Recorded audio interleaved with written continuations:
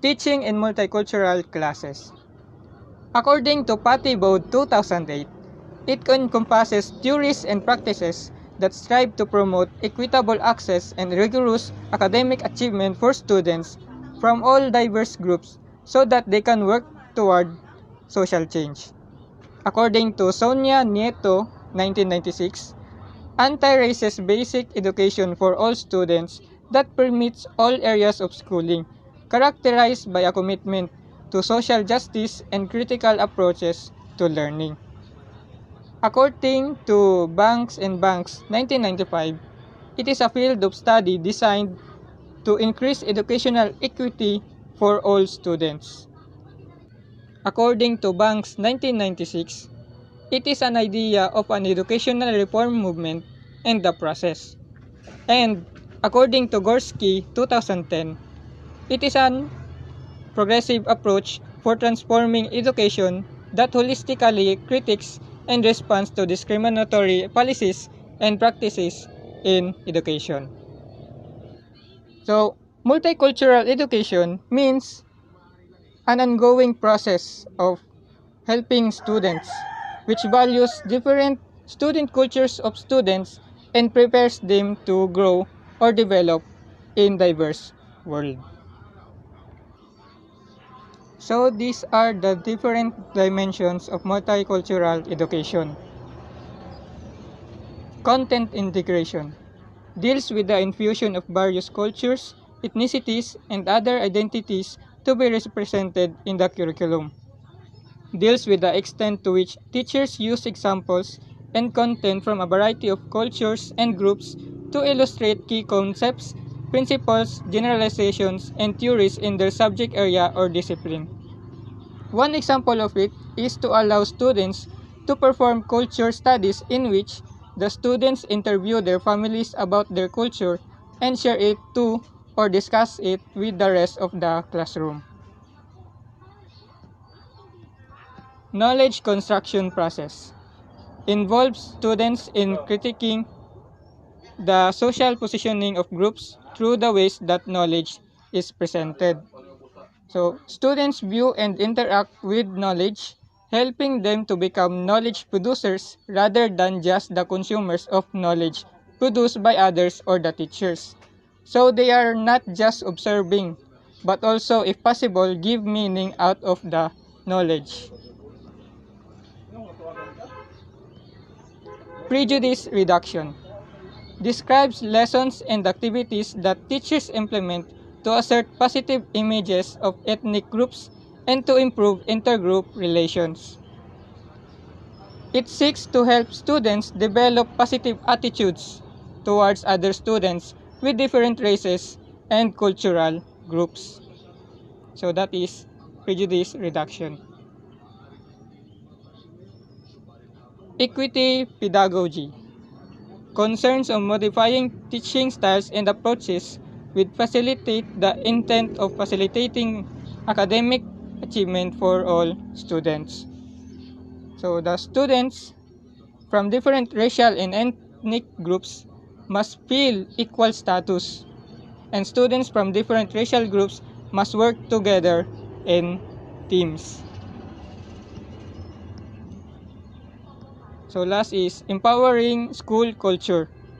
Describes the examination of the school culture and organization by all members of school staff with the intent to restructure institutional practices to create access for all groups. So if you want to empower school culture, you have to include the total environment of the school to reform or change. So that includes the attitudes, the beliefs, action of the teachers, administrators, curriculum, and styles and strategies used by the teachers. So that's the end of my report, and thank you for listening.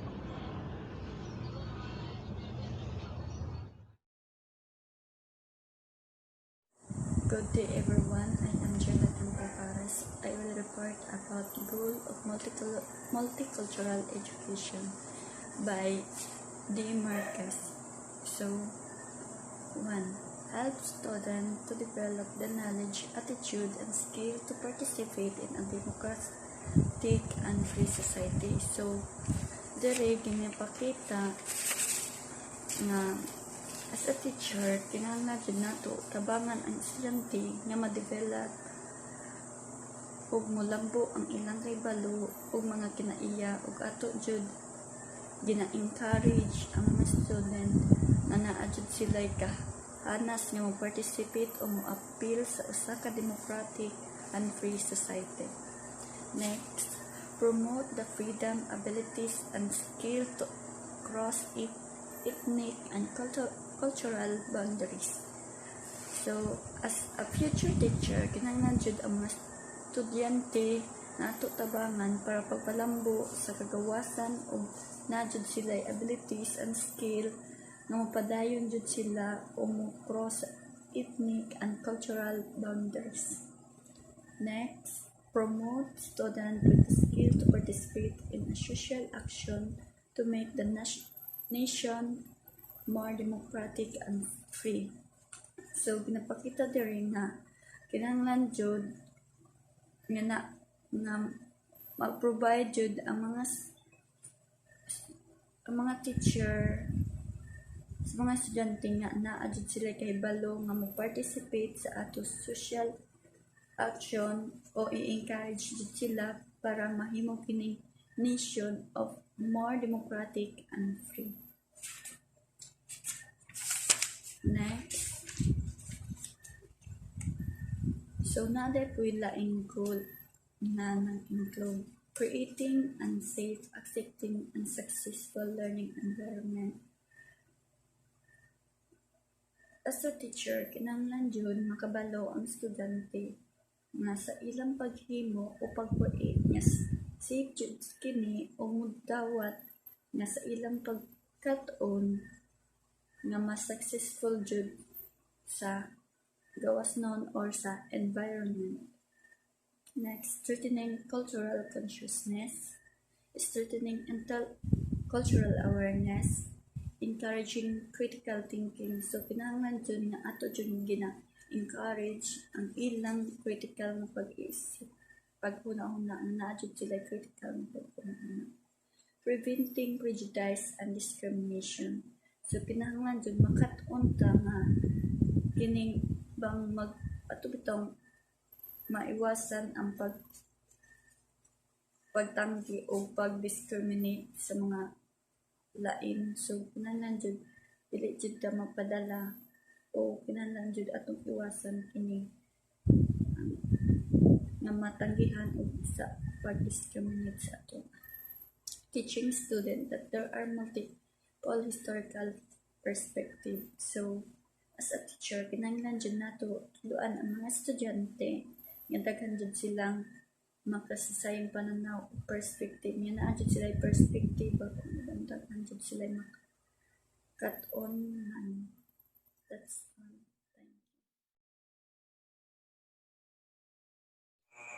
These are the 4 levels of multicultural education by James A. Banks. Number 1, Contributions Approach. 2, Additive Approach. 3, Transformational Approach. And 4, Social Action Approach. Contribution Approach. It deals with heroes, holidays, and discrete. Teachers conveniently infuse cultural themes like holidays and heroes in the curriculum. DepEd Memo Number 28, Section 2011 identified a portion of 22 days for national and local event celebrations. So, contribution approach is all about holidays or important celebration and events we have in school, like Buwan ng Wika and Nutrition Month. Teachers infuse or allow cultural themes. So, in that event celebration, they also conduct themes. This DepEd memo also provide 22 days long for that certain celebration. Additive approach. Teachers add content, concepts, themes, and perspectives that are multicultural without changing the structure of their instructional materials. Here, teachers work hard to infuse multicultural themes, content, and perspective into the main curriculum.